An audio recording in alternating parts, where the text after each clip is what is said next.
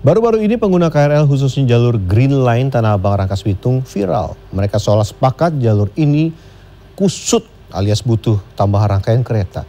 Mereka jengah setiap hari harus berdesak-desakan dalam rangkaian kereta saat berangkat dan pulang kerja. Berikut pengusuran kami dalam laporan khas redaksi.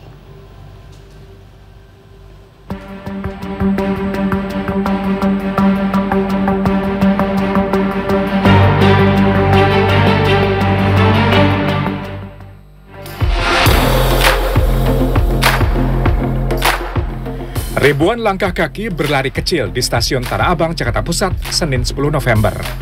Mereka adalah penumpang setia kereta komuter yang setiap hari mengejar kereta tujuan akhir Rangkas Bitung atau yang kerap disebut Green Line. Peak hour atau puncak kepadatan terjadi sejak pukul 6 hingga 8 pagi saat jam berangkat kerja. Berikutnya jam 5 sore hingga 8 malam saat pulang jam kerja.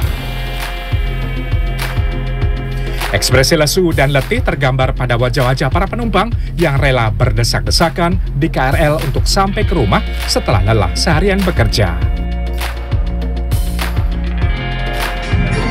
Ya, sekarang adalah jam 5 sore, ini adalah peak hour atau jam padatnya kereta listrik. Setiap hari ada puluhan ribu, bahkan ratusan ribu orang rela berdesak-desakan di dalam kereta karena alasan ekonomi. Ketika menggunakan KRL ini harganya lebih murah, sekitar Rp3.500 dan tentu saja lebih cepat jika dibandingkan menggunakan mobil ataupun motor.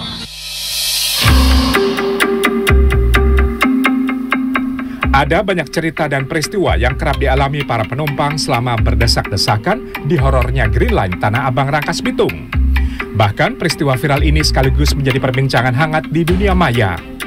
Para penumpang sudah lelah dengan kepadatan yang tidak berujung sambil menanti solusi. Sebenarnya sih paling kalau kita lagi dekat-dekatan nih, desak-desakan ya, kita hadap-hadapan muka sama orang gitu kan. Terus pernah sih tiba-tiba tuh ada yang bersin di muka tuh, wah itu gokil banget sih. Kalau berantem ada, gitu pas sama ya paling desak-desakan jadi sesak nafas karena kan ruang untuk nafasnya nggak ada.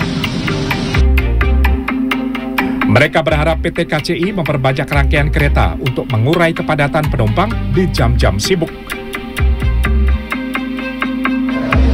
Mungkin lebih banyak keretanya ya, karena jujur yang Rangkas Bitung ini banyak banget orangnya. Aku nggak pernah ngeliat sepi sama sekali sama aku naik KRL ini. Selalu desak-desakan, setiap jam 24 jam aku naik KRL selalu rame sih. Kalau bisa sih lebih banyak, terus kalau buat perawatan-perawatannya ini ya, fasilitas yang ada mungkin ditingkatin lagi sih. Stasiun Tanah Abang memang menjadi simpul transit utama di rangkaian KRL Jabodetabek.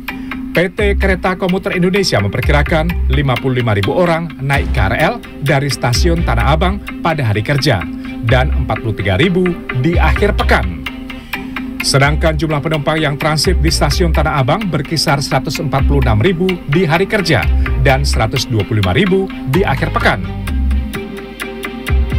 Menteri Perhubungan Dudi Purwagandi menggambarkan kepadatan stasiun Tanah Abang dengan membandingkan penumpang KRL dan pesawat Boeing 737.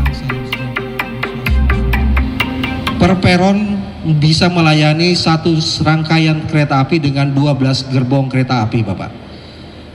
12 gerbong tersebut per gerbongnya melayani kurang lebih 300 penumpang pada saat puncak.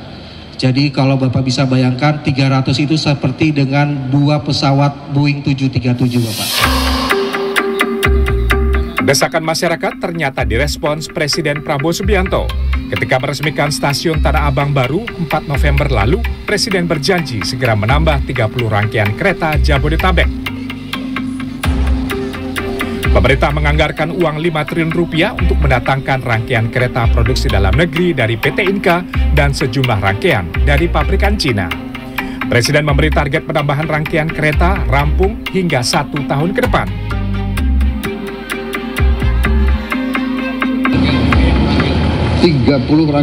Rangkaian baru. Satu rangkaian butuh uang $9 juta. Benar. Beliau ajukan totalnya 4,8 triliun. Benar.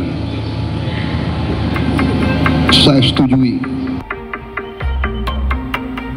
Meski penambahan rangkaian kereta mendesak dilakukan, Wakil Ketua Masyarakat Transportasi Indonesia Pusat, Joko Setiawarno menambahkan, pemerintah perlu memikirkan solusi lain agar kepadatan penumpang KRL di jam-jam sibuk bisa terurai. Misalnya dengan memberikan alternatif moda transportasi selain KRL yang bisa menjangkau kota-kota satelit. Joko mencontohkan pemerintah bisa memperluas jangkauan LRT Jabodebek. LRT Jabodebek jangan lupa, itu kan baru sampai Harjamulya, ya. Itu bisa diperpanjang itu sampai dengan Bogor gitu kan. Jadi orang dari Bogor ada pilihan kan, selain KRL mereka nanti pakai LRT Jabodebek itu juga harus diperpanjang nantinya. Kemudian ke arah barat, ini kan dapat terus sampai Rangkas Bitung, padahal itu juga dimungkinkan sampai dengan Merak. Nah, penambahan lagi kan. Selain itu, pemerintah juga dirasa perlu menekan harga moda transportasi lain dengan memberikan subsidi agar penumpang KRL bisa beralih. Saat ini, harga tiket KRL terbilang paling murah jika dibandingkan bus Transjakarta, MRT, atau LRT Jabodebek, yakni sebesar Rp3.000 untuk 25 km pertama. Harga ini merupakan hasil subsidi sebesar 60% dari APBN.